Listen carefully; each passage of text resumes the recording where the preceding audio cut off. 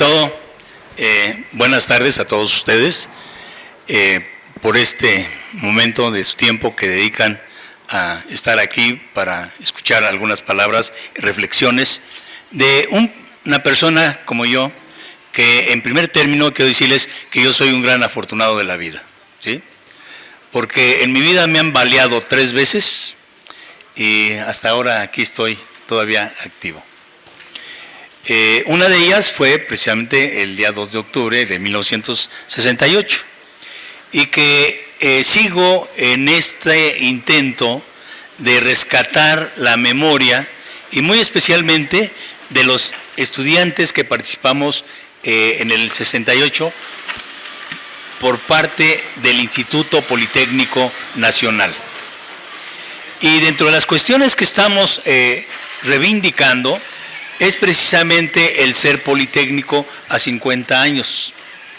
Y hemos creado un colectivo, el colectivo Memoria en Movimiento, que también va a tener una vida efímera, ¿verdad?, para generar toda una serie de reflexiones, planteamientos, y nos hemos propuesto hacer este tipo de conferencias, visitar las escuelas, incluso generar libros de reflexión, de planteamientos que rescaten esta memoria fundamentalmente de los brigadistas, ¿sí?, de los brigadistas que fueron miles, ¿sí?, que fueron muchos de ellos desconocidos, o sea, son anónimos, pero que son miles y que nos los encontramos a cada momento.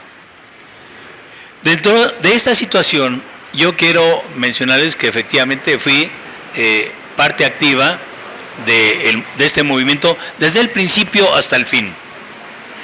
Me tocó estar en una organización oficialista, la Federación Nacional de Estudiantes Técnicos, y dar una lucha interna por su democratización, por la cual yo fui expulsado junto con otros compañeros, porque en aquel entonces nos preocupaba efectivamente que las instituciones educativas y fundamentalmente la representación estudiantil fuera con planteamientos o tuviera el peso suficiente para, en un ámbito de carácter democrático, desarrollar planteamientos alternativos y señalamientos para en el momento y el tiempo que nos tocó en el sistema de educación a nivel nacional, que era en el Politécnico, pues el sistema de estudios tecnológicos. Bueno, y como a mí se me segregó, pues de alguna manera tuve la oportunidad de participar en otra organización, la Central Nacional de Estudiantes Democráticos. Y me toca estar en esa lucha, y el día 23 de julio, cuando se dan las primeras acapelas y que entran los graduados a la Boca 5, pues me toca participar. Y somos de los que rompemos la jetatura, el intento de esta federación oficialista de apaciguar los efectos de una intervención policíaca y hacer cuestiones pues mínimas. Y bueno, esto ahí se desprende precisamente el inicio del movimiento. Se ha hablado mucho de esto, se ha escrito mucho de estas cuestiones, pero yo quiero saltarme toda esta cuestión del movimiento estudiantil, donde hay una gran participación masiva, las grandes manifestaciones, las grandes acciones defensivas en el Politécnico, actos heroicos en la unidad de Tlatelolco, en donde la población nos apoyó en este proceso de confrontación que tuvimos con la fuerza pública. Y una de las cuestiones que a mí en lo particular me llama la atención, porque son cosas que todavía no se han dicho del todo, aunque han ido apareciendo muchos detalles, es la situación de la represión el día 2 de octubre.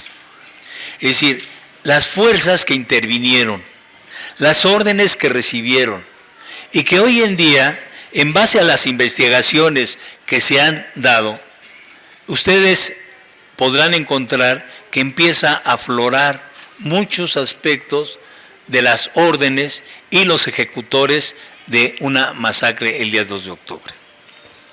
Y esto, desde el punto de vista histórico, legal, es muy importante y necesario, porque muchos de los que vivimos esta situación, y aquí entra parte de mi testimonio, que en el momento en que yo estoy hablando el día 2 de octubre, porque éramos varios oradores y a mí me tocó exactamente en ese momento, cuando yo estaba hablando y que hay partes que están rescatadas por los informes que se generó Fernando Gutiérrez Barrios, y que se han estado rescatando, en donde incluso en uno de estos archivos informativos de la Federal de Seguridad menciona las cuestiones que yo estaba hablando. Y efectivamente yo estaba convocando, primero, a un boicot contra El Sol de México, ¿sí? El periódico, que era el más beligerante, el que más nos dejaba una serie de ataques incesantes, ¿verdad?, constantes, y claro, toda la prensa, no solamente El Sol. Pero además estaba yo haciendo un llamado a la organización popular por colonia para que se crearan comités de lucha, que exigieran a los diputados, esa era mi lógica en ese momento del discurso, presionaran a la Cámara de Diputados para que cambiaran su sentido y que hubiera una situación de equilibrio, porque en aquel entonces la Cámara de Diputados, ¿verdad?, era una totalmente en contra, ¿sí? En contra. Y aquí hago un pequeño paréntesis. Me tocó estar en la puesta de las letras de oro en la Cámara de Diputados, y para mí la verdad fue un choque, porque viví el antes y el actual, en la que la Cámara, todas las representaciones, ¿verdad?, si en aquel entonces éramos los peligrosos, los subversivos, los comunistas, los que queríamos sabotear el desarrollo de México, estar en contra de las Olimpiadas, que éramos lo peor, ¿verdad?, los revoltosos, los peores hijos de este país, ahora a 50 años nos llenaron de halagos, ¿verdad?, que realmente no somos tantos, ¿verdad?, pero ni en aquel entonces éramos los peores, ni ahora estamos ahí como que los mejores hijos. Sí, efectivamente hay algunos de nosotros, o al menos yo así me considero, que sí hemos sido congruentes, hemos seguido en la lucha, hemos llevado una vida pues dentro de la medianía, con esfuerzo y con trabajo. Bueno, esa situación del planteamiento del discurso tenía ese objetivo, pero además resaltar la situación del papel que habían jugado las brigadas políticas, porque ese fue uno de los inventos o de las iniciativas que generaron una comunicación directa con la población, que generó precisamente la posibilidad del financiamiento hacia nuestro movimiento. Y hoy se sabe, y ustedes en las lecturas de los libros, de las reflexiones que hay, que efectivamente en aquel entonces llegaban en cada una de las escuelas botes llenos de dinero, ¿sí?, que nos aportaba el pueblo. ¿Por qué? Porque efectivamente el pueblo estaba con nosotros, y en algunos casos muy comprometidos, como los habitantes de la unidad Tlatelolco. Que esto también explica parte de la hazaña, no solamente contra nosotros los estudiantes, sino contra la población el día 2 de octubre, ¿sí?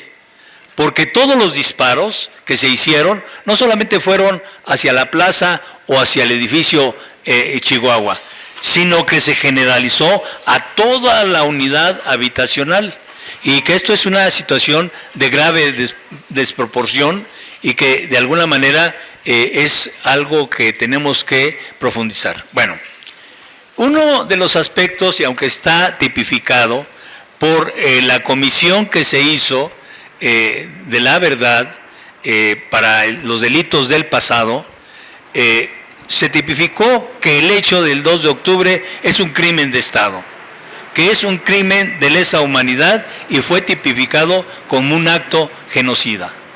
Ahora, ¿qué sucede en la estructura militar? Y que tiene repercusiones hoy en día. ¿Por qué el actual bueno, el que va a ser nuestro próximo presidente, nada más que tome posesión, ¿verdad?, ya de lleno, él plantea el Estado Mayor Presidencial se regresa al ejército, porque realmente lo que ha existido han sido una dualidad en el mando, claro, todo bajo la instancia presidencial, pero el Estado Mayor Presidencial tiene graves, ¿verdad?,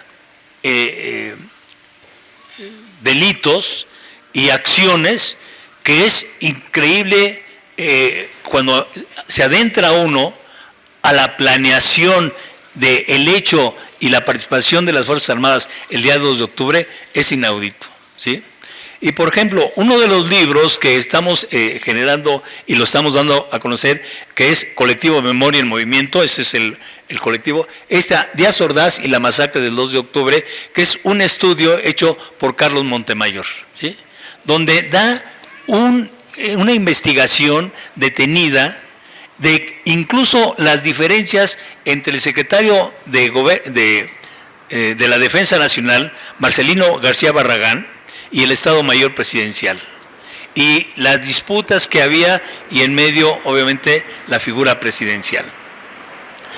Y el hecho, y que esto es algo real, y es parte de mi testimonio, que muchas veces no lo toman o incluso lo minimizan, porque al final de cuentas estar yo el día 2 de octubre en la tribuna, con este discurso llamando a la acción, a la organización, reivindicando el papel de las brigadas, y que sabíamos que había una gran fuerza militar de todas las armas del ejército, y que había gente con apariencia de ser militares, pero de civil, apostados en las escaleras y en todo el entorno del edificio Chihuahua, de quiénes son los que dispararon por primera vez.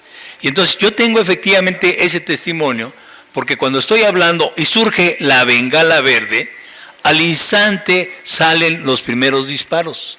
Y efectivamente hay una gran confusión, porque algunos dicen que salieron del tercer piso donde estábamos los oradores, ¿sí? Otros hablan que es en la parte de abajo.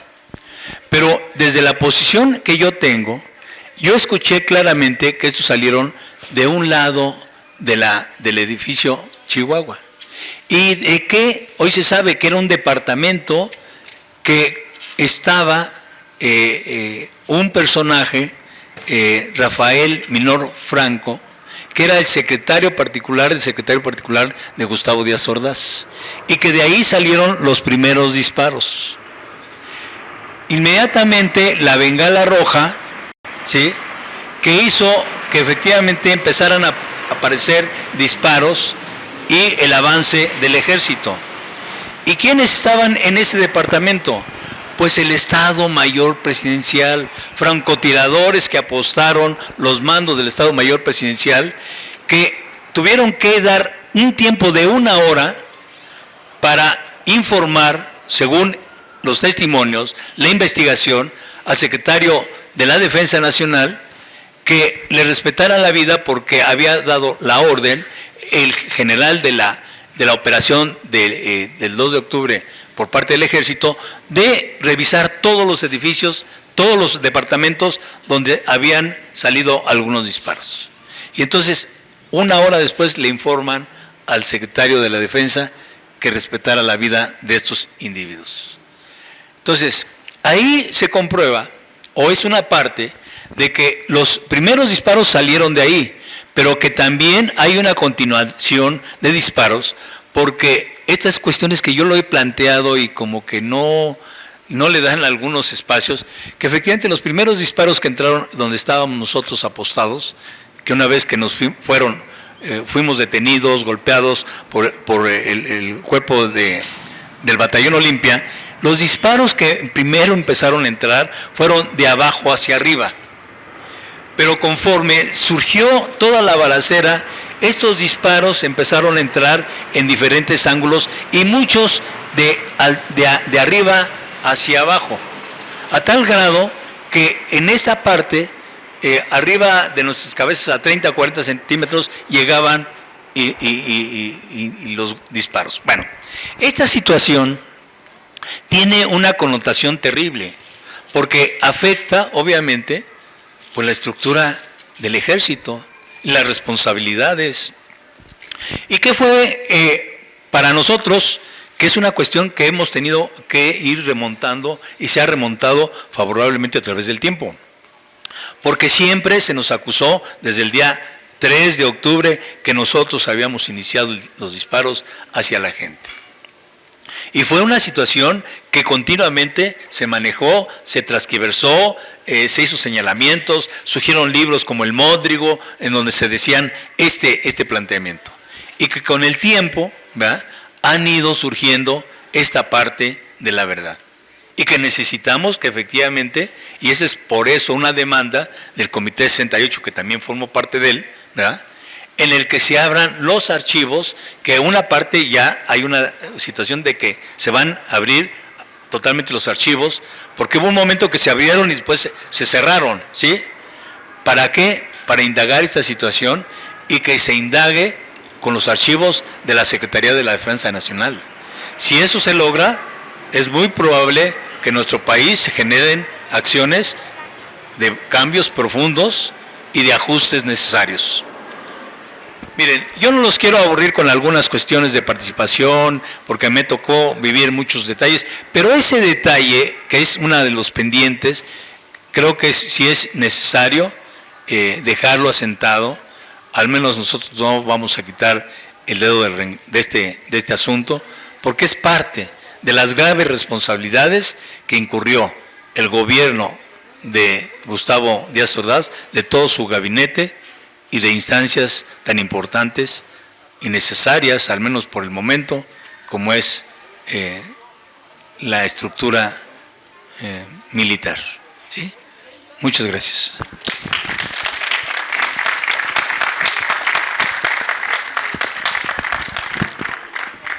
Bien, al final si hay preguntas, vamos a esperar a que intervenga la otra compañera y ya podemos hacer preguntas o que ustedes tengan, ¿no? Entonces, sí, le damos la palabra a la doctora Cristina Gómez, que nos va a hablar sobre el papel de la mujer en el 68.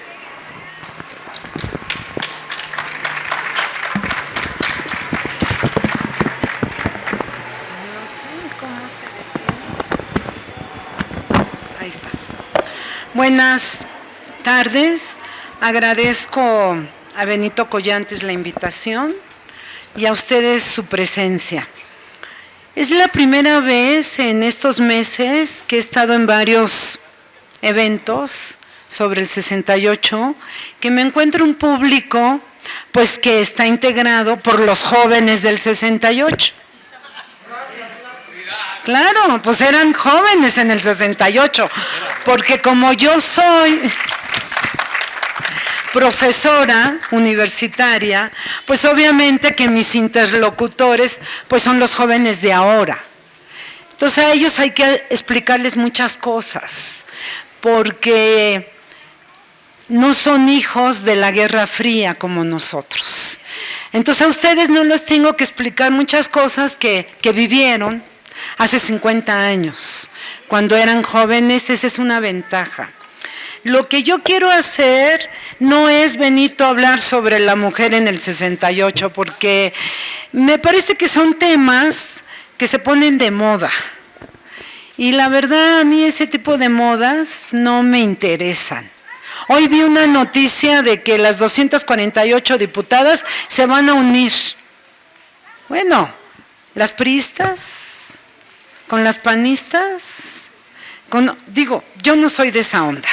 Entonces yo mejor voy a hacer una reflexión de ustedes, sobre todo por el público, que ya dije cuál es su característica principal, y tomando en cuenta que yo, a diferencia de mi amigo David, pues yo soy historiadora profesional. Entonces mi acercamiento a estos hechos no es exclusivamente como protagonista. Yo, igual que David, estuve el 2 de octubre, pues yo estaba abajo de él y yo vi una cosa distinta a la que él vio. distinta. Yo vi el primero que disparó, pero eso no importa. Eso tampoco importa. Son detalles que vamos a lo esencial. Eso es lo importante, ir a lo esencial. Como dijo David, y tiene toda la razón, estos 50 años se han conmemorado muchísimo, afortunadamente, ¿no? Los viejitos sacan sus libros, sus memorias, como lo dijo un compañero, los veteranos del 68, ¿no? Sacan sus memorias, sus recuerdos, que después de 50 años, pues ya de recuerdos no tienen nada. No es lo mismo el recuerdo de ese día, en ese momento, que 50 años después. Benito ha jugado un papel muy importante, ha organizado muchos eventos, el comité del Poli que ya habló Vega, ha hecho también el rescate de la memoria. ¿Qué es el rescate de la memoria? Pues justamente grabar o que escriban pues los veteranos, los que vieron esos acontecimientos, los que lo vivieron. Pero de eso, con todo respeto, estamos hasta aquí. Eso no es historia.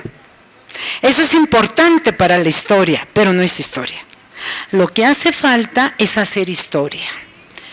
Verlo independientemente que yo estuve o no estuve, ¿cómo fue ese movimiento? Hacerle preguntas. Este es un movimiento que en la historia de México, después de 50 años, no ha sido estudiado. Es impresionante. Es impresionante que en la facultad donde yo imparto clase, yo soy profesora de tiempo completo, después de 50 años no hubiera una cátedra dedicada a este movimiento estudiantil. Es impresionante. Sin embargo, estos 50 años del movimiento de 68 nos toma en las mejores condiciones para conmemorarlo. Conmemorar significa recordar juntos. Y aquí ha habido dos hechos históricos, son históricos, que han pasado desapercibidos.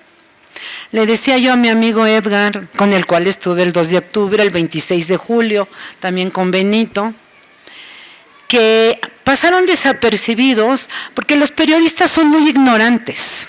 Entonces, al dar cuenta de esos hechos históricos, no lo ven como hecho histórico. ¿A qué me refiero? Me refiero a dos que tuvo lugar precisamente el 2 de octubre.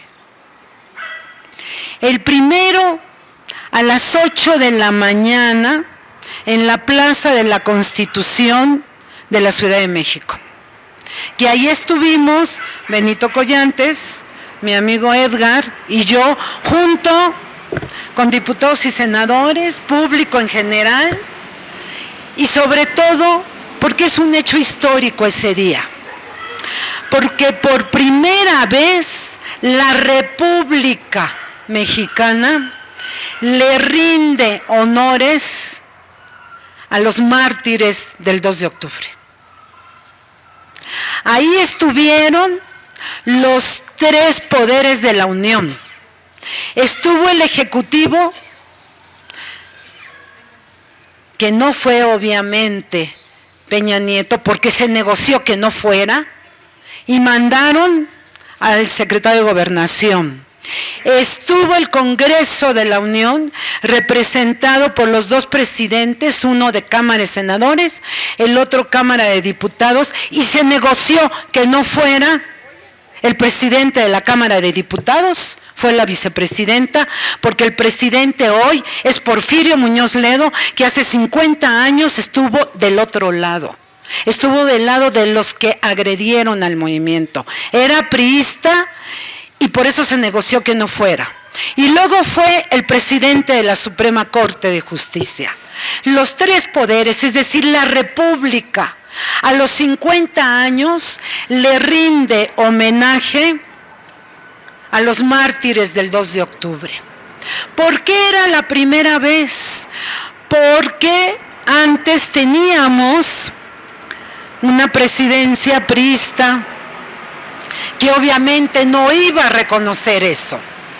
Como ustedes saben, y si no lo saben, yo se los informo, Pablo Gómez, legislador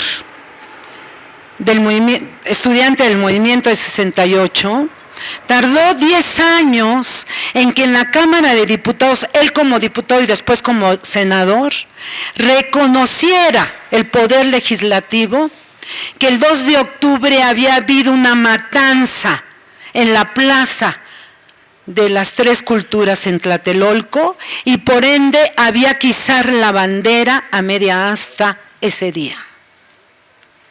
Tardó 10 años en aprobarse esta ley. Finalmente se aprobó en noviembre del 2011. De tal manera que la primera vez que se izó la bandera en todo el país, este es un decreto de todo el país, fue el 2 de octubre del 2011, pero no fue la República. Se hizo la ceremonia como se hace cualquier ceremonia de izamiento de la bandera, y los únicos que fueron los que hoy no quisieron ir, que fue el movimiento del 68, el comité del 68. Esos sí estuvieron presentes el 2 de octubre del 2012. Y hoy, que se los obligó a la República, a los otros dos poderes, aparte del Senado, a reconocer eso, ellos no fueron. Así es la vida, pero no importa. Lo que importa es la trascendencia. ¿Por qué se logró eso? ¿Por qué se logró eso? No porque Pablo Gómez sea ahora diputado nuevamente, no solo por eso. Por supuesto que por eso, pero no solo por eso. ¿Saben por qué? Por el 1 de julio.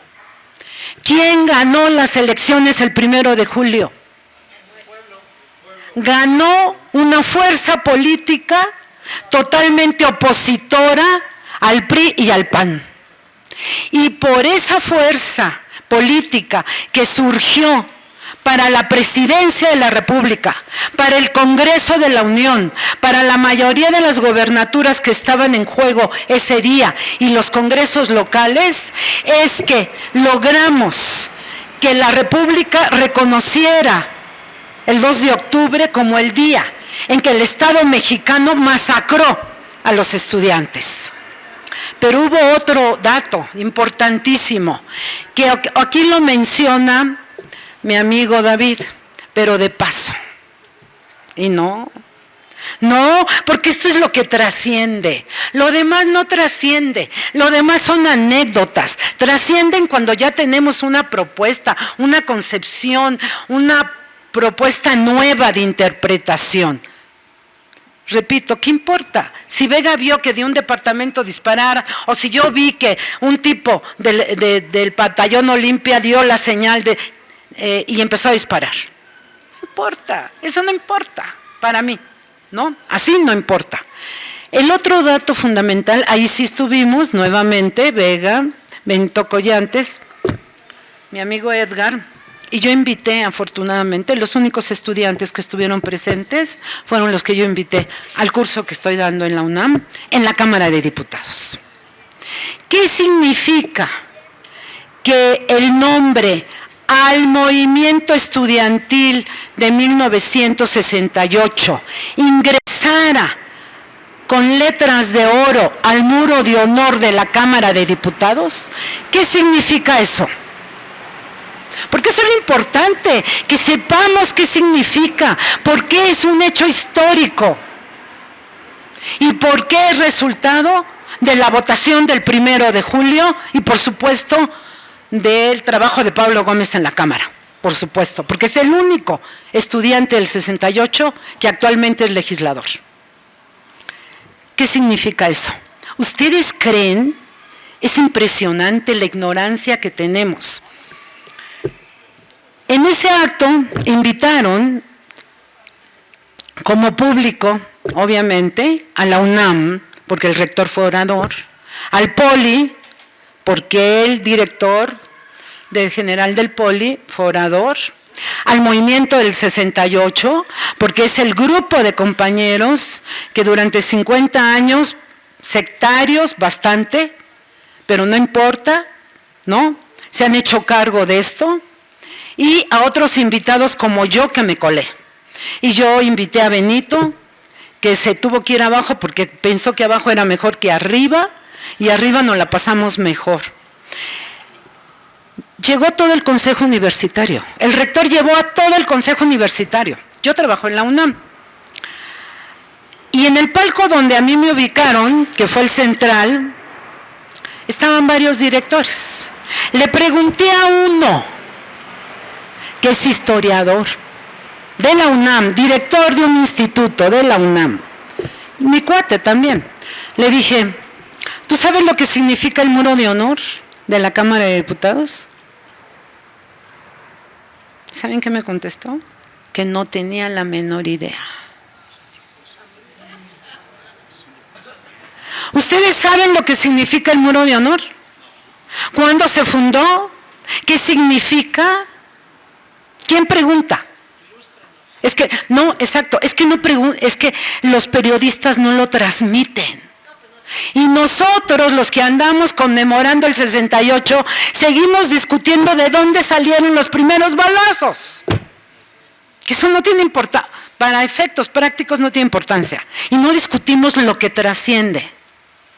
Estos dos actos son los que van a trascender. Y estos dos actos se lograron, repito, por el 1 de julio de este año.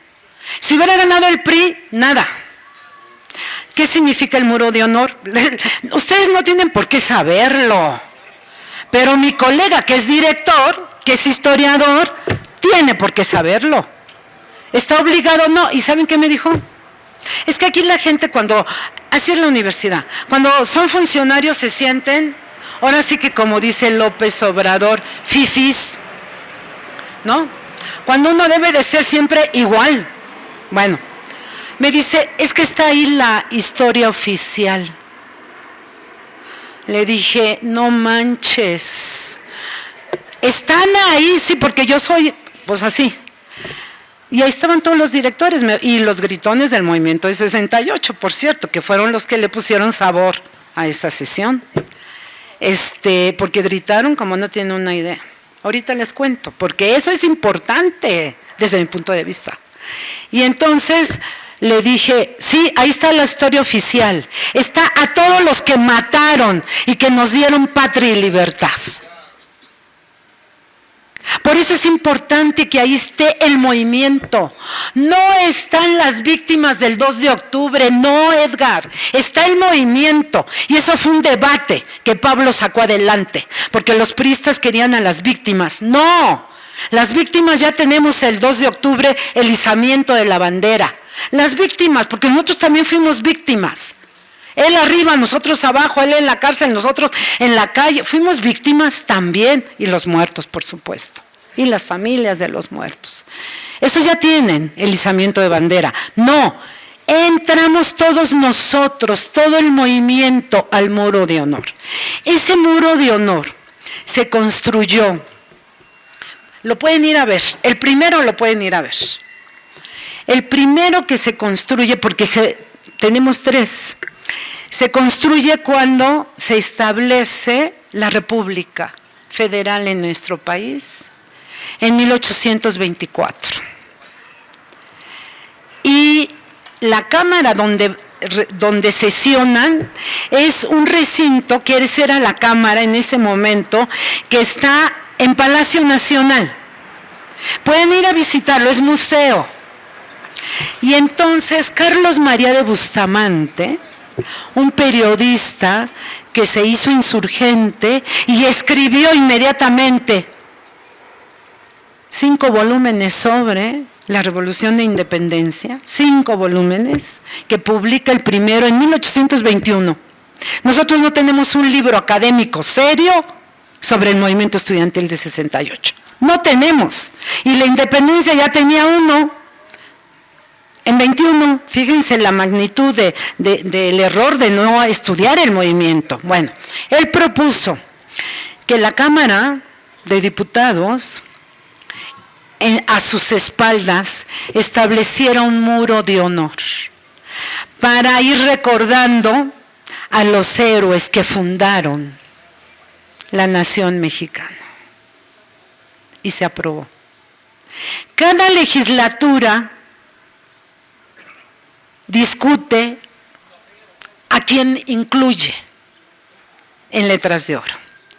Esta Cámara está ahí en Palacio Nacional. Después, cuando se funda Donceles, se traslada a la Cámara de Diputados a Donceles, se vuelve a poner el muro de honor y se sigue construyendo.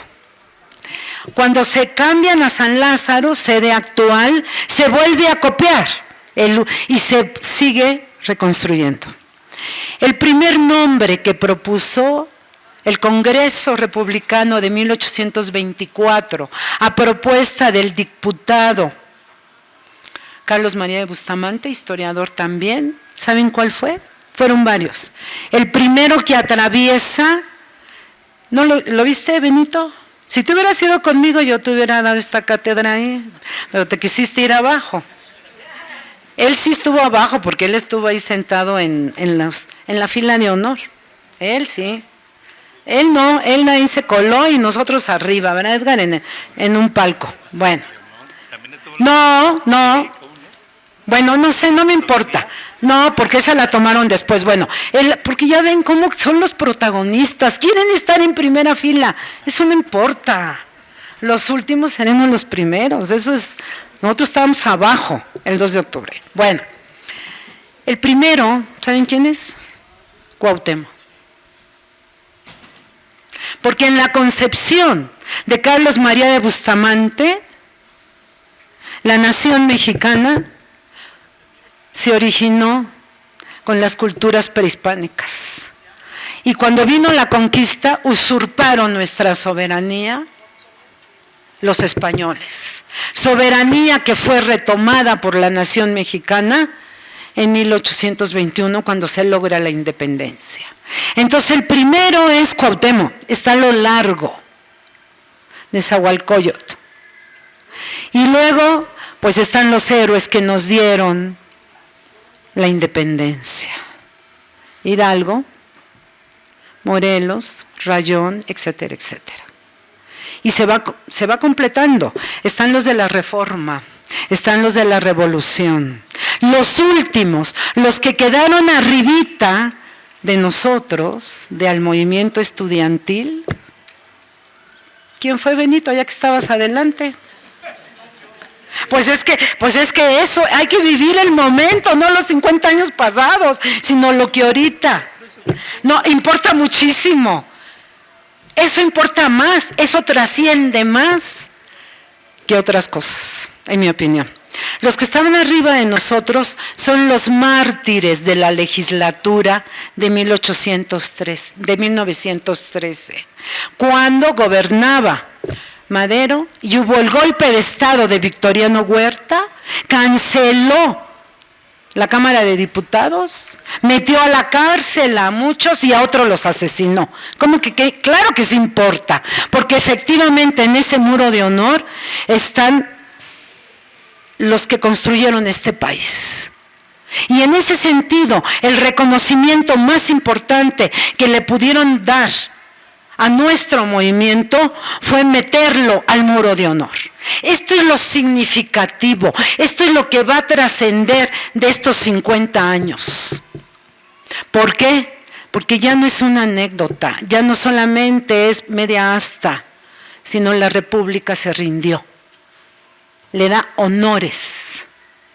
Y repito, lo más importante es que lo conseguimos el 1 de julio.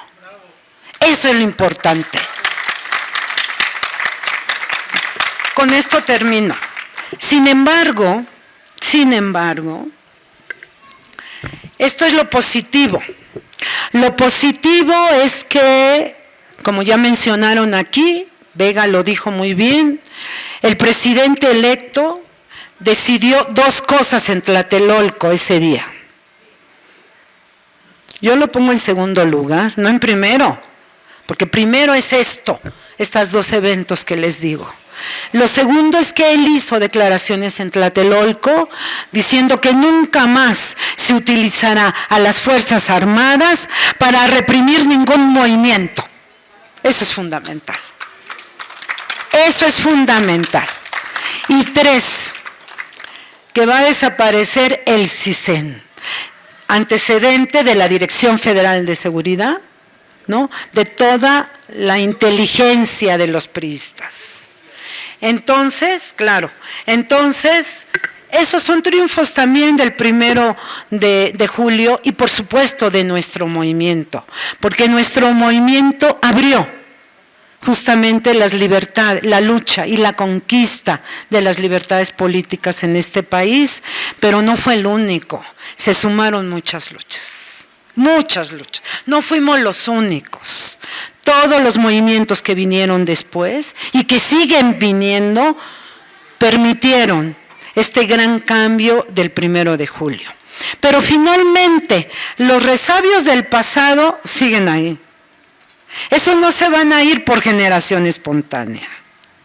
Vean ustedes la serie esta de Televisa, porque como dice Vega, ahora todo el mundo estuvo en el 68, bueno, Krause, bueno, por favor, Krause fue el primero, según él, y miente. Dice que fue consejero universitario por ingeniería. Miente. Aparte de todo es un mentiroso. Yo lo voy a desmentir, nada más que corrobore totalmente esa información. Ayer hice un programa, porque las conmemoraciones son de arriba también. Esto es lo importante, porque esto es de abajo. Hicieron un programa para conmemorar por la actitud tan buena de Javier Barrosierra en TV UNAM. ¿Y saben a quién invitan? La universidad a quién invita?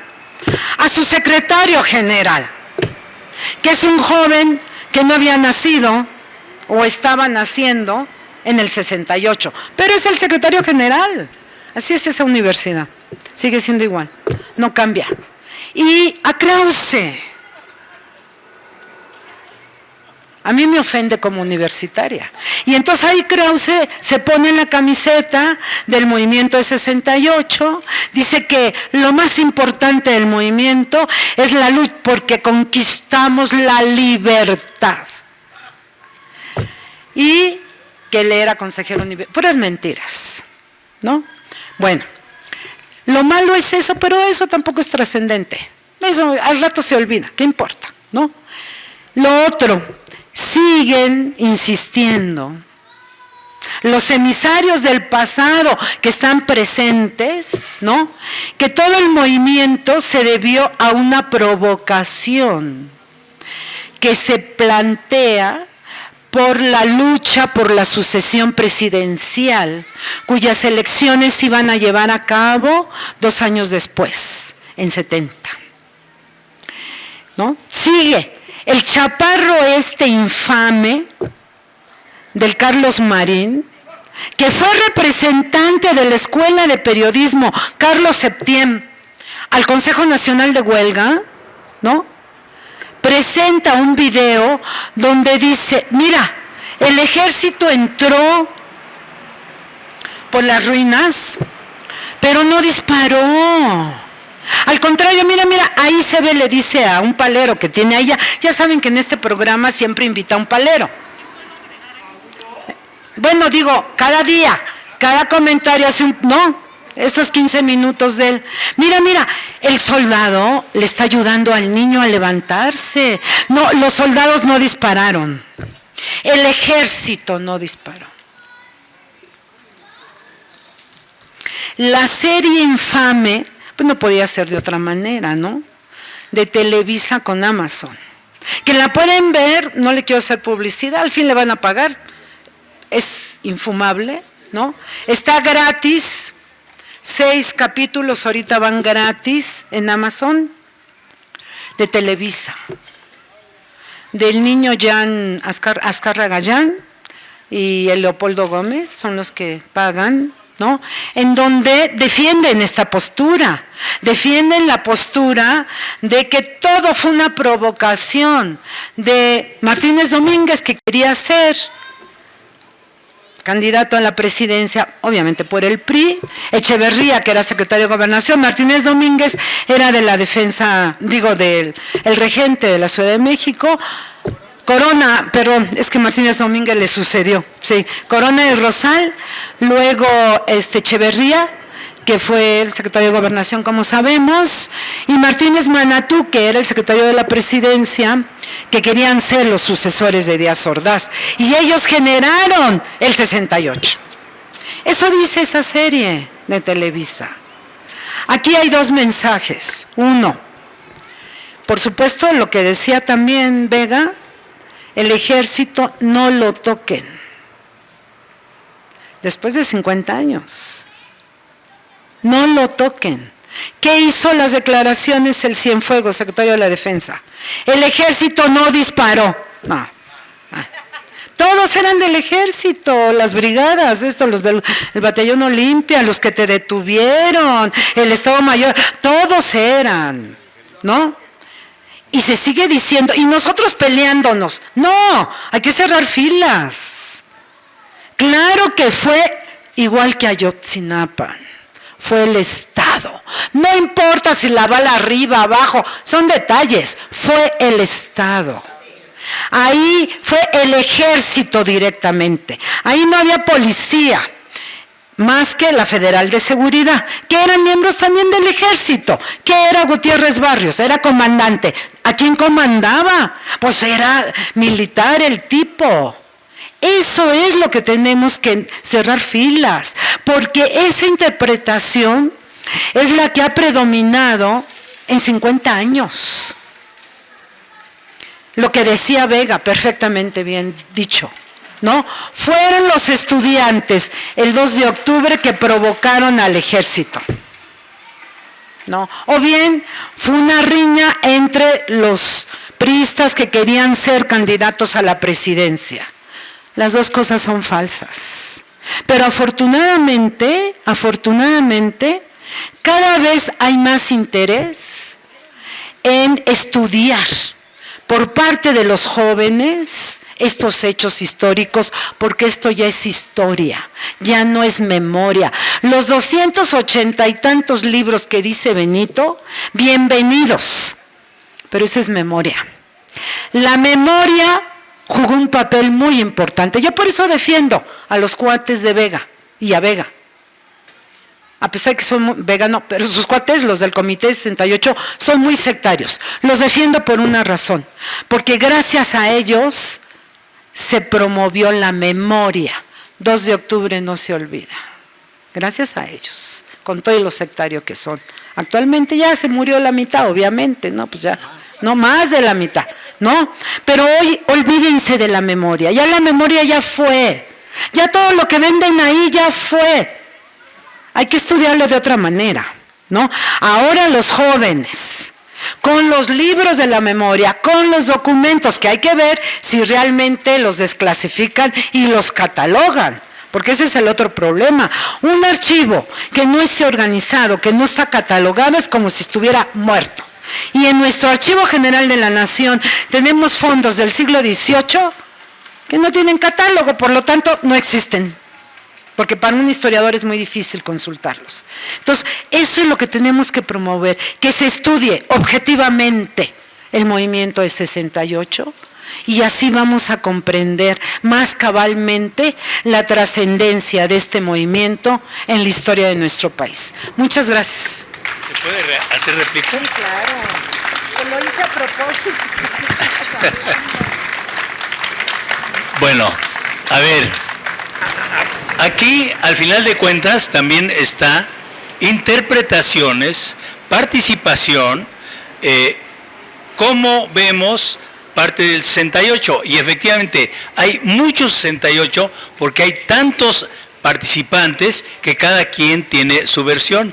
Lo del 2 de octubre, aquí también vimos inmediatamente que hay incluso diferentes apreciaciones. Bueno, yo estoy totalmente de acuerdo que ya es un tema que es parte de la historia y que los historiadores tendrán que dilucidar entre los múltiples testimonios, libros, buenos, mal hechos o como sea, de estos acontecimientos. Pero yo en lo particular, y ahí está la situación de los planteamientos, que la universidad, como participó desde la estructura del Consejo Universitario y el rector, y además por su propio perfil cultural, son la mayor parte de la versión han sido de la universidad. Del Politécnico, solamente libros está, que es Universitario Politécnico Raúl Álvarez Garín. Está Las voces que no callaron, de Jaime Valverde Arciniega. Y está mi libro, al menos de los que yo conozco, Politécnicos, aportando parte del testimonio del Politécnico. Y ahora, en este 50 aniversario, efectivamente en el Politécnico existe una participación de algunos que estamos en el Comité 68. Pero ahora para este aniversario, los politécnicos nos organizamos aparte del Comité 68. ¿Verdad? Son cosas que a lo mejor dicen, no importan, o sea, a lo mejor no importan, pero sí es importante dilucidar. ¿Por qué nos organizamos? Porque nosotros como politécnicos tenemos muchas cosas que defender. Una de ellas es precisamente que a nosotros nos quitan la vocacional 7. Que la vocacional 7 fue ametrallada 3 ocasiones. En una ocasión entró el batallón Olimpia y barrió con toda la guardia de los estudiantes de Boca 7 y solamente se salvaron 2. ¿Verdad? No quedó prácticamente nadie. Derrumbaron ese edificio porque nos lo quitaron, pasó después a una clínica y después en una remodelación encontraron cuerpos.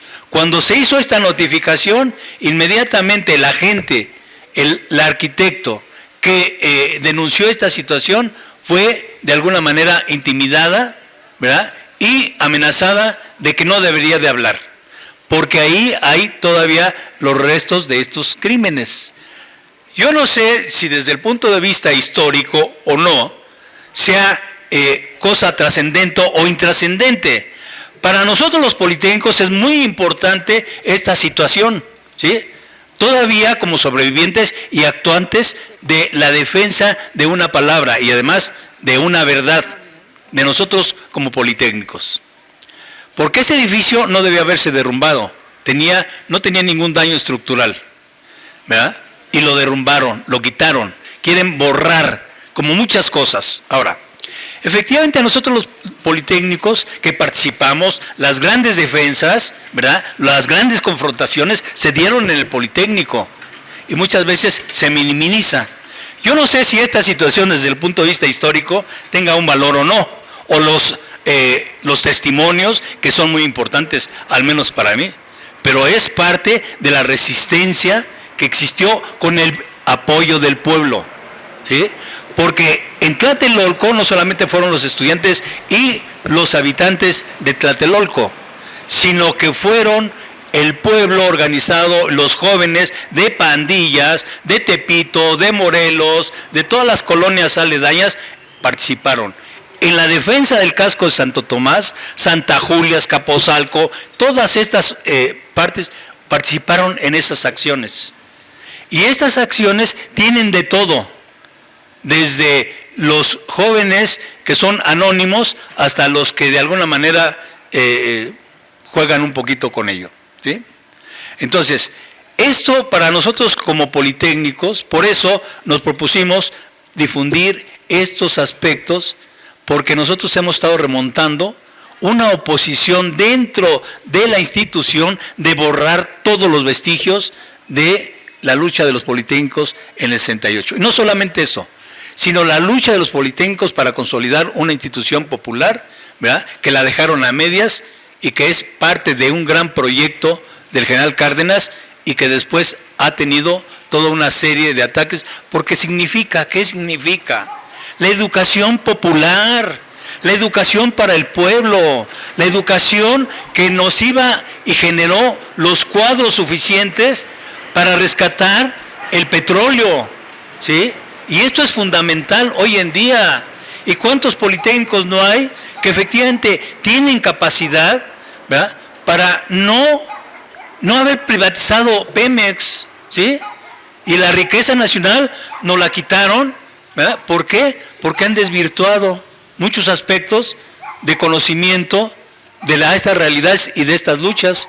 Anteriormente en las escuelas se daba el 18 de marzo como un evento muy importante y se estudiaba historia, se estudiaba filosofía, se estudiaba problemas sociales y económicos de México. Todo esto lo han erradicado. Cuando hicieron la reforma energética, pasó como cuchillo en mantequilla. Entonces, yo no hablo obviamente como historiador, como habla aquí mi amiga Cristina, ¿verdad? Obviamente.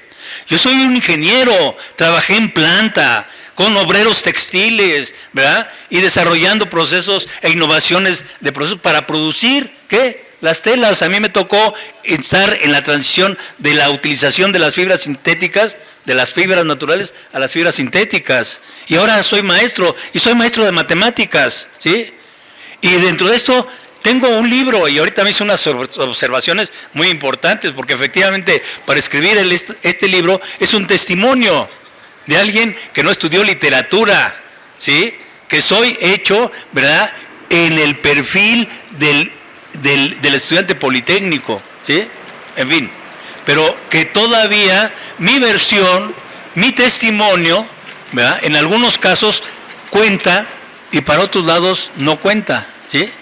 Yo no sé, esta situación, dicen, bueno, es que los del Batallón Olimpia dispararon primero. Yo digo, no, ellos dispararon después de los que dispararon, que eran los francotiradores, porque esto tiene una connotación. Y además ahí está parte de las órdenes diferenciadas que existieron el día 2 de octubre.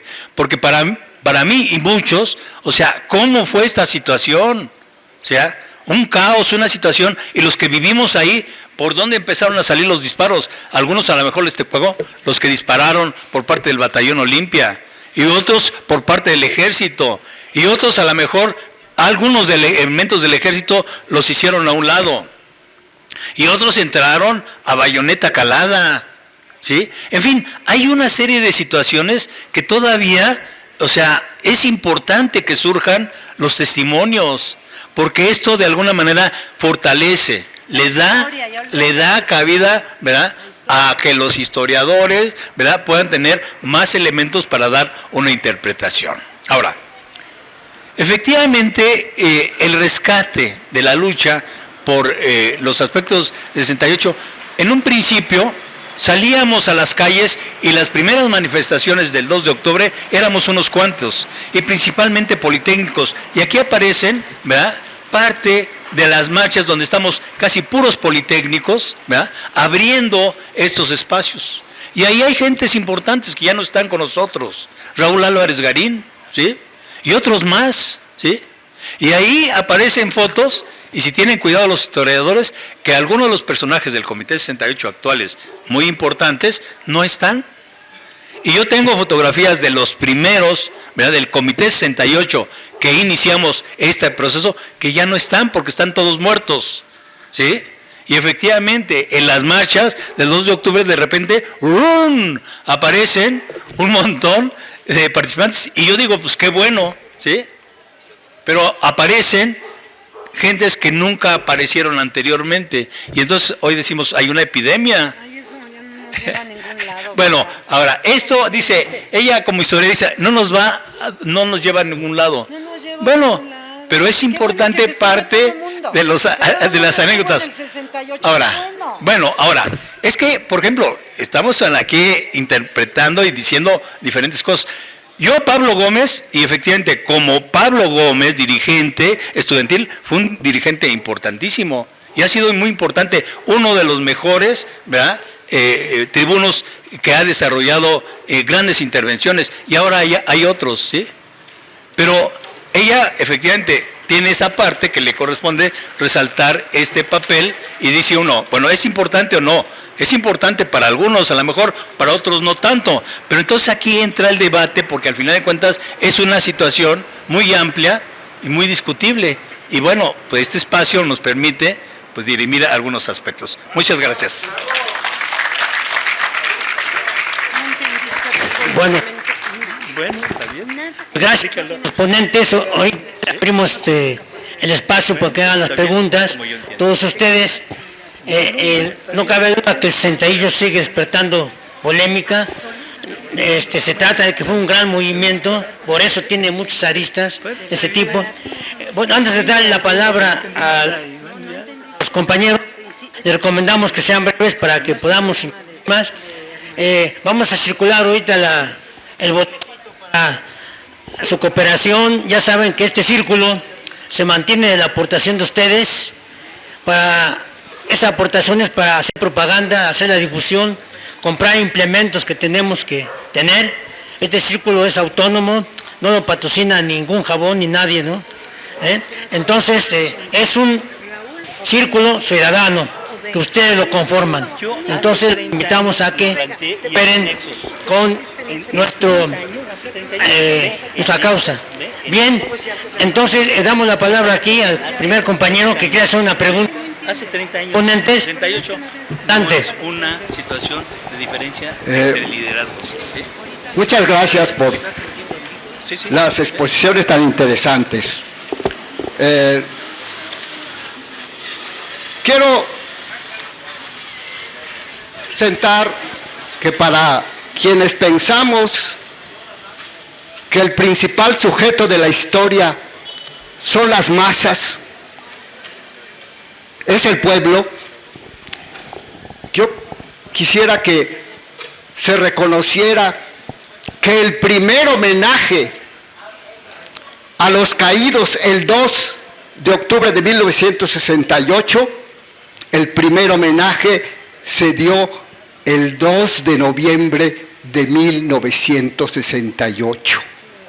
Los muertos. Ese día, Sí. con mucho miedo, Sí, así es. con un miedo que calaba hasta los huesos, la gente pasó por enfrente de la calle de Flores Magón, volteaba y se iba presurosa porque ahí había soldados y había policías. Pero hubo quien se acercó, subió las escaleras, prendió una vela y rezó. Y hubo compañeros, hubo quien subió a la plaza, prendió una vela, levantó el puño izquierdo y se retiró. Pero era un homenaje a los caídos el 2 de noviembre y lo rindió el pueblo de México. Eso es el principal personaje de la historia. Y algo que hay Acepto todas las críticas. que rescatar, Dímelas. porque así es. El 68 Es discutible todo. venía de las luchas muy próximas de los ferrocarrileros, de los maestros, de los médicos y de otros grupos por todo el país. Pero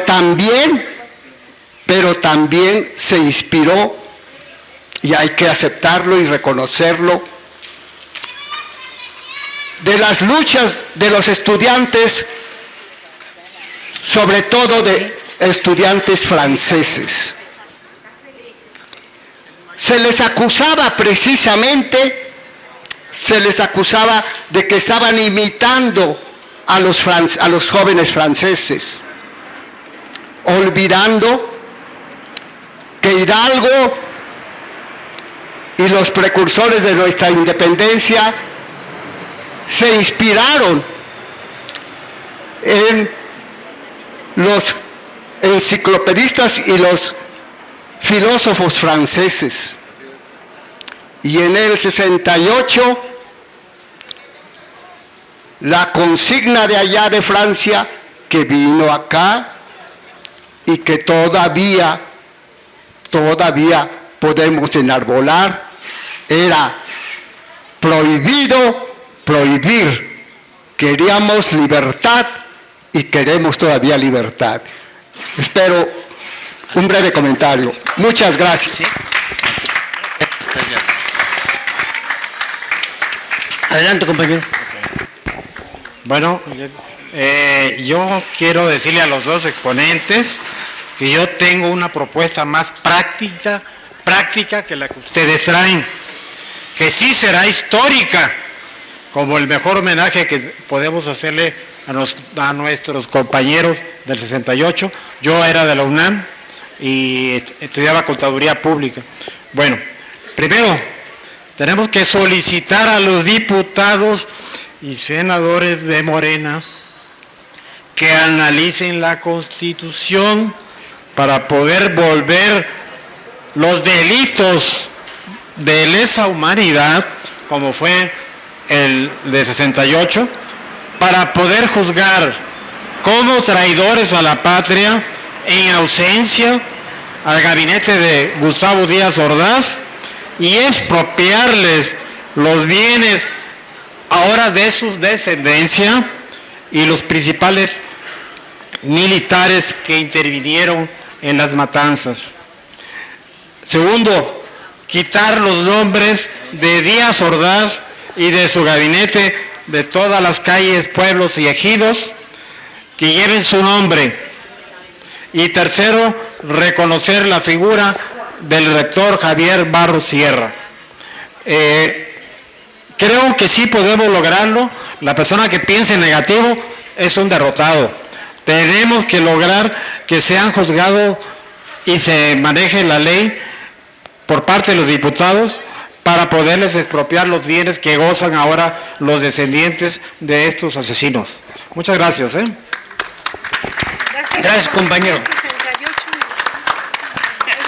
A propósito de lo que dice el compañero brevemente, y es el título de las conferencias, el 68 gana batallas. Y tienen preferencia. Precisamente hace unos días, el 2 de octubre, precisamente en Puebla, en Ciudad Cerdán, donde nació Díaz Ordaz, le erigieron hace unos años una estatua. Y hoy unos compañeros de allá impulsaron una encuesta a partir del 2 de octubre de este año que se cerró antier. Y la votación de los habitantes de San Andrés Chalchicomula fue de 1,220 votos contra 791 para que sea demolida esa estatua. Los ciudadanos de allá. Es otro logro del movimiento estudiantil. A propósito de lo que decía el compañero, es una noticia que les quería dar. Sí, gracias. Buenos días y gracias por sus ponencias. Yo quiero aclarar para empezar que tenía 11 años en el 68. Yo tenía dos fuentes de información, lo poco que se podía leer en aquel entonces en los periódicos, revistas. A mí mi mamá me inculcó leer desde niño, entonces yo me informaba lo más que podía. Y mi otra fuente era mi hermano, que era estudiante de contaduría de la facultad en la UNAM.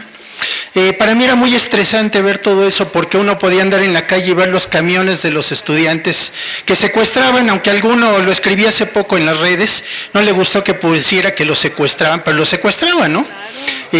Tomaban los camiones, iban en los toldos de los camiones con aparatos de sonido, informando a la gente que iban a los mítines, a las marchas. Y me acuerdo haber ido en los camiones de transporte y se subían grupos, brigadas de jóvenes a botear, a repartir volantes, y como usted decía, ¿no? Les dábamos el pueblo a los jóvenes ese dinero.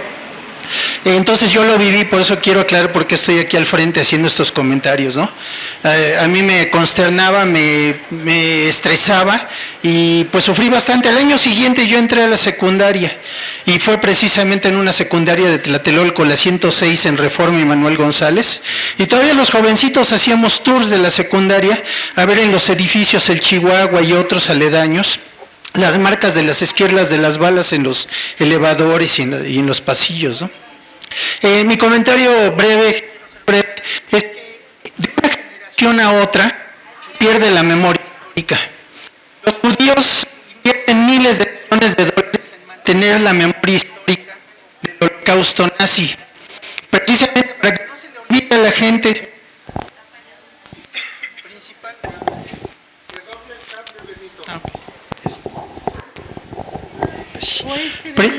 No, ya, gracias. Principalmente a su pueblo y a su gente, no se les olvide que fueron víctimas de un holocausto, ¿no? Donde murieron 6 millones de personas de su raza.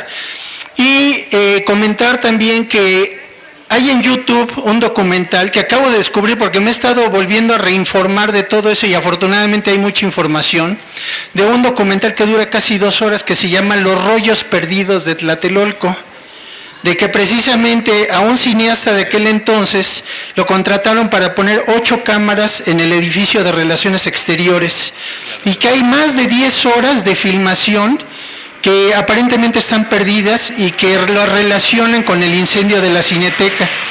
Entonces, si ustedes saben algo de eso y aprovechando que están hablando de la recuperación de los archivos, ¿qué saben y qué se pudiera hacer al respecto? Gracias.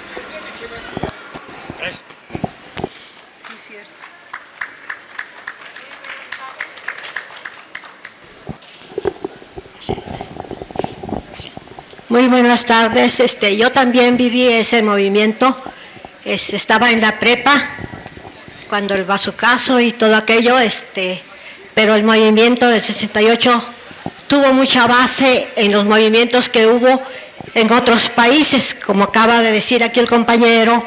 Hubo movimientos en Perú, en Los Ángeles y en la Sorbona de París. Yo recuerdo cómo vimos por la televisión en blanco y negro cómo entraron los estudiantes y entraron a tomar la universidad, la Sorbona. Entonces nuestro movimiento era auténticamente estudiante y después con tantas brigadistas y tanta propaganda, pues el pueblo se empezó a anexar y nos ayudó mucho. Pero ¿qué es lo que pasa? Que aquí más que nada por muchos años la ultraderecha fue la que estuvo el mando en este sentido del movimiento 68, porque hay muchas personas que tienen documentos e incluso filmaciones, propaganda, pero la tienen escondida porque no quieren que se sepa. Pero sería bueno que ustedes, por medio de un periódico, solicitaran que todo aquel que tenga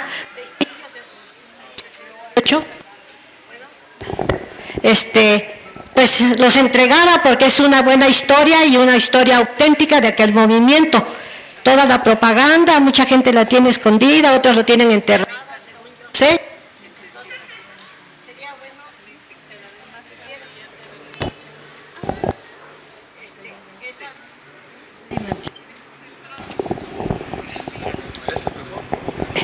hiciera esa solicitud. Y hubo 2 hechos importantes para la ultraderecha. Nosotros enarbolábamos la bandera como estandarte del movimiento y a Díaz Ordaz no le gustó y a su gente y dijo que todo aquel que tuviera la bandera en mano en el movimiento, pues que se le agarrara como todos los demás, ¿no? Entonces él instituyó el 24 de febrero como Día de la Bandera. Acuérdense que existe el Día de la Bandera el 24 de febrero. Y luego también a los jóvenes no se les podía juzgar porque tenían 18 años. La mayoría de edad era a los 21 y él los cambió automáticamente a los 21. No sé si recuerdan, todos los que están aquí, me imagino que todos escucharon. Entonces, esos 2 movimientos también lo deben ustedes de tomar en cuenta. Busquen ustedes en qué fecha fue, porque eso ya no me acuerdo. Luego, hubo 6 puntos petitorios. Yo me imagino que todos ya lo saben, ustedes lo saben, ¿no? La primera marcha que hicimos, recuerdo que fue para que el pase automático a CEU, porque entraban muchos de escuelas particulares y de escuelas de gobierno no entraban a CEU. Entonces hicimos eso, que de la prepa pasaran automáticamente a CEU. Y al otro día ya salió en el periódico que sí se le concedía a los estudiantes esa petición. Y otras, así muchas cosas que nos sucedieron y que nos estuvieron con mucho miedo, ¿no? Pero ahí andábamos en la lucha. Entonces mi familia participaba y a mi mamá le tocó una bala por la pierna. Y tenía yo una hermanita chiquita, tenía 6 años y como pues la sacábamos luego a la calle para que viera cómo luchábamos y cantaba esa canción, no sé si ustedes lo recuerdan, pero lo cantábamos mucho, que se llama ¿Dónde estás, Gustavo? Te busqué, Gustavo.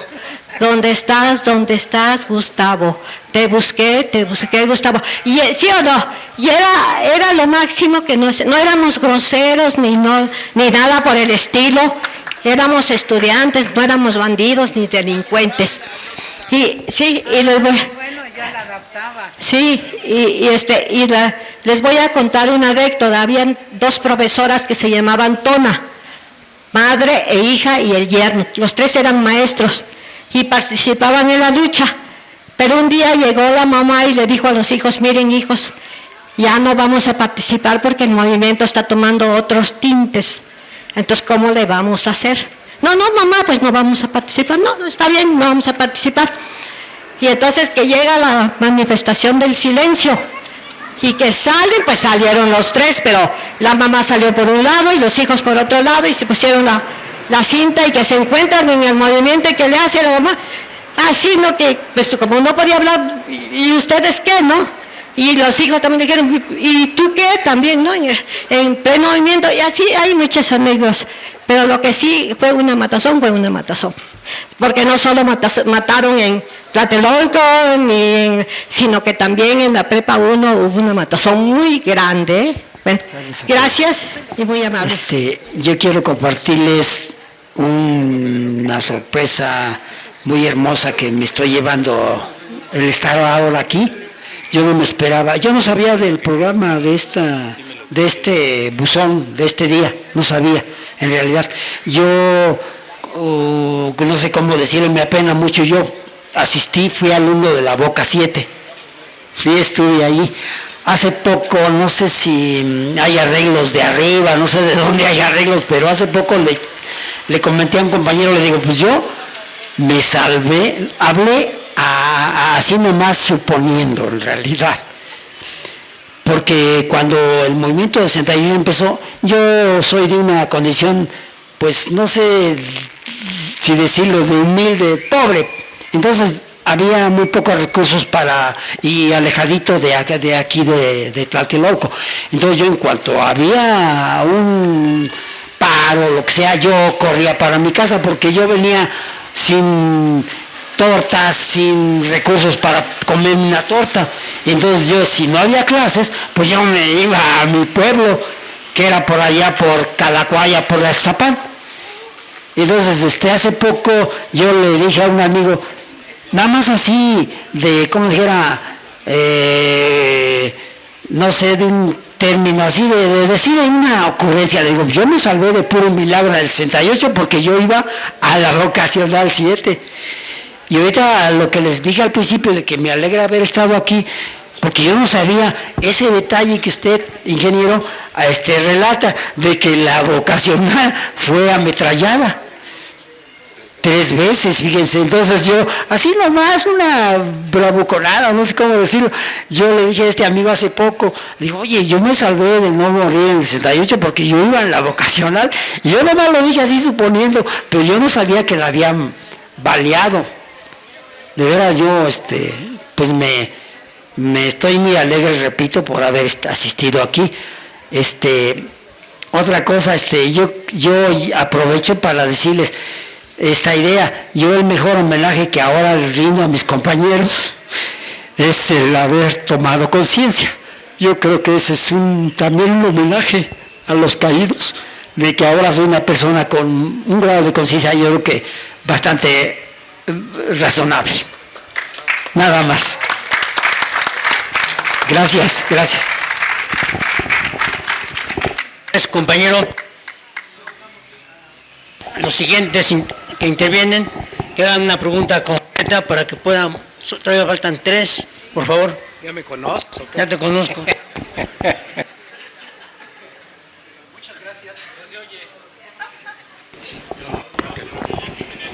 Muchas gracias. Pero curiosamente ahora muchos participaron, y antes y ahora y después, etcétera. Yo en ese tiempo era estudiante de la preparatoria, pero tenía un examen de inglés. Entonces estaba estudiando inglés en una azotea y ahí vi llegar me dije: voy al examen y después regreso a la marcha. Bueno, me fui al examen, jamás regresé a la marcha, pero cuando estaba estudiando vi 2 helicópteros y de uno salieron las luces de Bengala. Nadie me lo puede quitar de la mente y como usted bien dijo, después de 50 años ya no es lo mismo. Lo importante es lo que tenemos y lo que viene y lo que haremos. Sí es importante tener en la memoria lo que pasó para no olvidarlo. Es importante. Y a usted, doctora, porque siendo brigadista y siendo historiadora, pues ahora sí que tiene los pelos en la mano, porque vivió la situación. Y por eso, no sé, su libro tendré que leerlo, y también el de usted.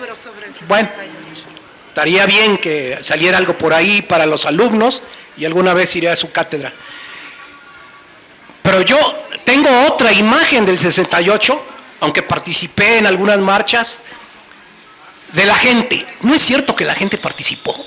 O sea, cuando menos en el medio donde yo andaba no participó, yo soy de Veracruz. Y cuando iba a mi pueblo estaba todo perdido, o sea, no había información. La información vino después, años después, porque en esos días lo ocultaron todo. Se lo puedo decir, yo no iba a una preparatoria pública, iba a una preparatoria particular. Y el mundo era diferente. Entonces, el shock que me causó eso, como dice el compañero, es entrar en conciencia de lo que sucedía. Y si no entramos en conciencia y sabemos históricamente y lo que está pasando ahorita, hoy, el lunes, por eso estoy de acuerdo con usted, si no se hace nada para el futuro, con lo que tenemos del pasado y del presente, pues no hemos hecho nada, no hemos crecido. El lunes se privatiza el agua. Y si entonces nosotros no peleamos por ello, pues carajo, el 68 no nos dejó escuela, no nos dejó conciencia. Y por eso yo me siento triste cuando matan estudiantes o a otra gente, ¿no? O cuando pasean cuerpos por las ciudades, porque entonces no hemos aprendido, nos están matando. Por lo tanto, yo sí le diría a todos, porque yo sí seguramente tengo más años que usted, pero el asunto es, debe dejar ese pensamiento. Son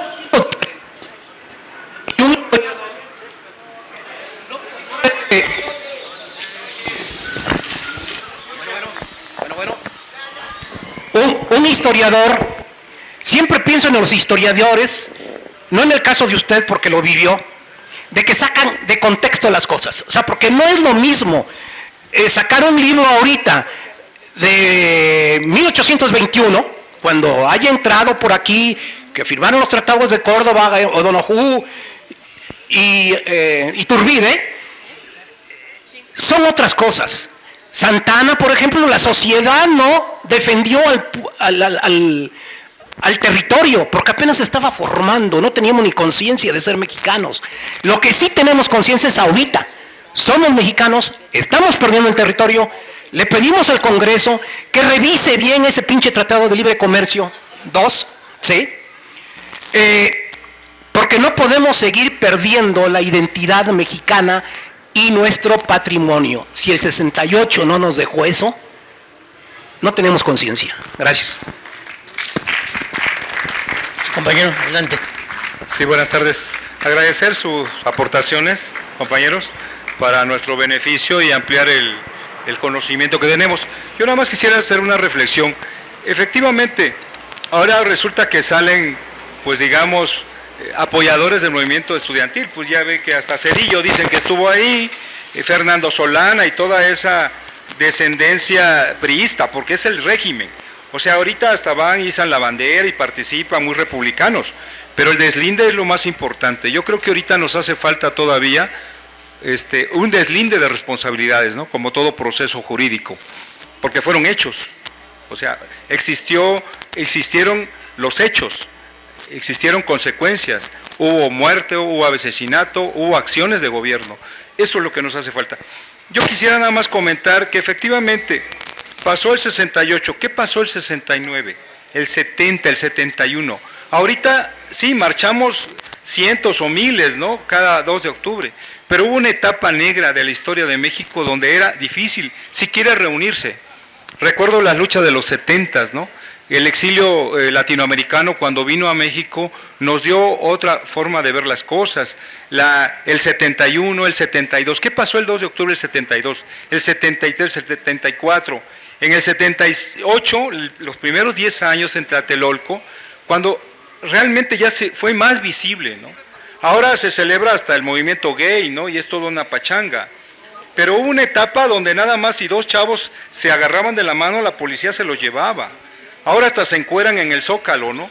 Entonces yo creo que esa es la historia, es esa noche negra que afortunadamente estamos viendo ya una luz con el 1 de julio de este año. Por ejemplo, los SHs, como decía la señora hace un momento, cuando luchamos por el pase automático, la UNAM, eso fue un producto de la enseñanza crítica de Pablo González Casanova, en aquel tiempo rector, cuando se fundaron los 5 CCHs, y después ¿dónde nos van a meter? Después las CENEPs. Son luchas que tuvieron su inspiración en el 68, ¿no? Y que ahorita desgraciadamente se está perdiendo en algunos aspectos. Hay que ver cómo va la lucha de la Asamblea Politécnica, ¿no? Que fue desvirtuada hace 2, 3 años. O sea, ¿qué está pasando ahí? Esa es una deuda todavía de las enseñanzas que tenemos que cumplir con el 68, ¿no? Entonces, pues felicitarlos por su aportación y la lucha continúa, ¿no? Gracias. Sí, gracias, compañero. Adelante. Hola, buenas tardes. Pienso yo que tienen mucho que enseñarnos ustedes como maestros. Ya he escuchado en estas fechas a varios maestros, o no maestros, que vivieron la lucha del 68 y enseñan mucho la verdad porque vivieron esa historia. Y la maestra, no se diga, que contextualiza el momento, el muro que dice de reconocimiento a la gente que fue sacrificada de alguna manera. Yo creo que pueden hacer mucho todavía enseñando a las nuevas generaciones, los que quedan, ustedes escribiendo, yo no sé, al maestro que escribió el libro, también contextualizando muy bien lo que vivió en el Politécnico, etcétera, de una forma independentista. Yo me fijo que ahora los movimientos, cada uno cuando hacen sus movimientos, van a Gobernación, a la Cámara de Senadores, de Diputados, y llevan sus pliegos, pero cada uno independiente. Los maicean, les dan a los del maíz, a los de CIOAC, a los UNTAS, y un sinfín de organizaciones. A cada una la despacha el gobierno por su cuenta, le cumple sus demandas y ya está en exceso, y para afuera, váyanse. Y en aquel tiempo yo escucho que decían que todo lo consensaban entre las organizaciones o entre los grupos, entre el Consejo Nacional de Huelga, lo consensaban, pero tenían en cuenta todas las bases. O sea que como que estaban concatenados los movimientos, no eran aislados, no eran independientes. Parece que trabajaban conjuntamente y a lo mejor esa una de las razones de que tenían fuerza, que tenían legitimidad y pues les tenía miedo el sistema seguramente. Entonces yo creo que es ahora ahora escuché consignas el 2 de octubre, la marcha pasada, que decían vamos a estar juntos, unámonos pueblo, escuchémonos todos y todos trabajemos juntos, pero son como sueños guajiros porque yo veo muy difícil para que todos los movimientos nos sentemos a dialogar, a consensar cuáles son nuestras necesidades esenciales, y en la medida que tuviéramos ese consenso de todas las organizaciones, tendríamos mucha fuerza para hacer muchas cosas en el país. La maestra, el señor y la gente que queda, que escribieran sus libros, que hicieran algunos videos, eso sería maravilloso porque enseñarían mucho a las nuevas generaciones. A mí me tocó vivir con Julio César Chávez en Estados Unidos, un líder campesino, y ahora me dicen, ¿por qué no escribes? Sí, tengo mucha intención, mucho deseo de escribir la historia, lo que yo viví, a mi poco alcance, con mi poco conocimiento. Yo soy economista, egresado de la Michoacana, pero me encantaría, porque pues sí lo viví, lo conocí, vi que era una persona entregadísima a la lucha, de esas como de ustedes que se aprende tanto, porque viven la lucha y la viven con tanta convicción, con tanto ánimo. De esa es de la gente que se aprende realmente. Muchas gracias y sigan adelante. Vamos a seguir adelante todos así unidos, todos juntos, concatenados, como piden los estudiantes ahora. Vamos a estar juntos, vamos a estar unidos, vamos a tener este consenso en nuestros deseos. Muchas gracias, en nuestros sueños, etcétera. Muchas gracias, compañero. Adelante, un último. Muchas gracias por el espacio. Agradezco la ponencia de los maestros, de la maestra, el maestro del Politécnico. Yo vengo de la Unidad Profesional Interdisciplinaria, una escuela que se fundó después del movimiento. Después del movimiento de 68, el Politécnico, más bien el Estado, metió dinero al Politécnico para hacer escuelas esplendorosas como es la UPIBI, como es la UPIXA, como otras escuelas más que ahorita se me escapan a la memoria.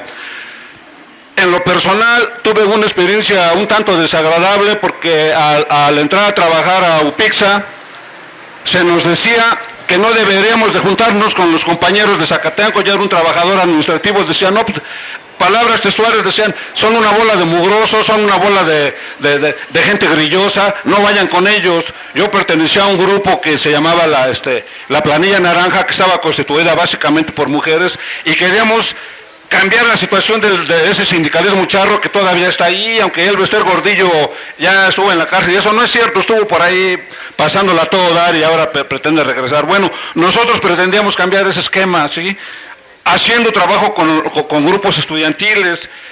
Entonces, no era nada fácil, compañeros, porque acuérdense que después del 68 el Estado desató el porrismo. Yo soy egresado de la preparatoria 5 de Cuapa, y ahí estaba el muro, ahí estaba bien metido el muro, estaba el grupo Pancho Villa, y no nos dejaban a sol y a sombra. No podíamos ir al baño siquiera porque, a ver, quítate el reloj, a ver, quítate la chamarra, esos zapatos me gustan, quítatelos, ¿sí? Entonces, era muy difícil estudiar, compañeros, ¿sí? Era muy difícil que uno se quisiera superar. Entonces, como lo dijeron algunos que me antecedieron, sí es cierto que el movimiento estudiantil, para mí es glorioso. Yo lo viví también como rechazado, porque me habían rechazado y yo quería superarme. Yo venía de un grupo, no de un grupo, sino de padres campesinos, y era yo obrero en una fábrica de artes gráficas. Yo trabajé en Galas de México, aquí en San Antonio Abad, y yo me quería superar y me surgió mucho, pues ahí se me levantó el espíritu de lucha cuando yo veía que los estudiantes iban a repartir volantes afuera de la fábrica, ¿sí? Y el recuerdo que tengo porque fui a varias movilizaciones, yo me estrené en la marcha del rector, un vecino mío me llevó a la marcha del rector el 1 de agosto, dice, vamos a una marcha, yo no sabía ni qué era una marcha, dice, ya se unió el Poli y la UNAM, y fuimos, compañeros, sí fuimos a esa marcha gloriosa. Y de ahí se me inquietó la conciencia y se me despertó la conciencia y pudimos participar. Pero es cierto, como decía un compañero, yo tenía unos vecinos que eran telegrafistas y decían, no, ese movimiento de los estudiantes lo que quiere es, no quieren que se hagan la olimpiada y habían dicho por ahí los periodistas de aquellos años que mejor ese dinero de los estudiantes que se le diera a los campesinos, bla, bla. Pura demagogia, ¿sí, compañeros? Había que rascarle mucho al movimiento. Ya me vinieron a decir que sea breve, doy las gracias, pero sí es cierto, cada uno de nosotros mucho tendría que decir, y sin caer tanto en el academicismo, ¿sí? Porque a los que no estamos pues versados con la historia, aunque se dice que el que no conoce su historia, pues la va a repetir, ¿no? Con todo y sus defectos. Entonces, doy las gracias, lo dejo aquí, pero sí es cierto que no todo fue una dulzura. Después vino la guerrilla, que ya estaba Genaro Vázquez por ahí, y vino la Unidad Comunista 23 de septiembre, y vinieron las aportaciones de acuerdo a las circunstancias que me tocó vivir, ¿sí? Y esto no está en la línea comercial, porque no he tenido apoyadores en este terreno, o a lo mejor porque no he conocido las vías de comunicación y comercialización para estos menesteres, ¿verdad? Ese es un punto. Y la otra, que efectivamente mis testimonios y mi participación y mis planteamientos no solamente están en este libro. Hace 30 años la revista Nexos nos dio la oportunidad a un grupo de politécnicos de generar nuestro testimonio. y ahí están parte de los testimonios y planteamientos e ideas centrales que de alguna manera he venido defendiendo durante todo el tiempo. Y recientemente tuvimos la oportunidad, 2 politécnicos, de ser, nos dieron la oportunidad en TV UNAM, y hubo un programa con el economista Rolando Cordera. El día miércoles a las 9:30 ya pasó el primer programa, y solamente les informo que el próximo miércoles se va a rematar este programa, donde estamos 2 politécnicos dando nuestra versión, nuestro posicionamiento dentro de este programa, porque en el Politécnico todavía hay mucha cerrazón, muchos obstáculos que hemos tenido que ir rompiendo y hemos ido sobrepasando una tras otra, ¿sí? Y pues muchas gracias por su asistencia. Yo en ningún momento quise provocar alguna situación aquí en contra de alguno de los compañeros, ¿verdad? A lo mejor lo dije al principio, tenemos visiones un tanto diferentes, Politécnico, universidad, que fuimos coincidentes en muchos aspectos, pero que también la propia formación, nuestra propia experiencia, a lo mejor nos hace ser divergentes en concepciones o interpretaciones, ¿no? Pero yo realmente reconozco aquí públicamente los aportes que nos ha hecho nuestra compañera que está aquí con nosotros. Muchas gracias. Muy rápidamente, yo nada más quiero concluir diciendo que disfruté mucho la intervención de ustedes, porque me parece que no me equivoqué cuando yo dije, bueno, ¿qué les voy a contar? Por la edad simplemente vivimos lo mismo. Aquí no se han dicho interpretaciones diferentes. No sé de qué tiene que discrepar de mí el señor Vega, porque no hemos hecho ninguna interpretación. Hemos dicho simplemente lo que vimos, recuerdos. Yo digo, y quiero poner el énfasis, que gracias a la votación de la izquierda el 1 de julio, es que hoy se conmemoró de una manera distinta el 68. Y eso va a trascender. Es lo único que quise decir, porque me parece que es lo importante. Pero yo más bien, yo fui la que disfruté la presencia y la intervención de todos ustedes, porque es ratifica que el movimiento, lo que fue el movimiento, la participación de todos, por más que los del CNH quieran ellos centrar todo. Esa siempre ha sido mi lucha, no es personal. Ellos creen que porque estuvieron en el CNH, ya, no es cierto. Y las miles de voces que hoy se expresaron, desde el señor que tenía 11 años, pero lo vivió. Eso es lo que yo trato de reivindicar. Eso es un movimiento. No es su dirección, no es su cabeza. Eso es lo que es. Y ese movimiento es el que está en letras de oro hoy en el muro de honor. Son todos ustedes, son todos nosotros. Muchas gracias.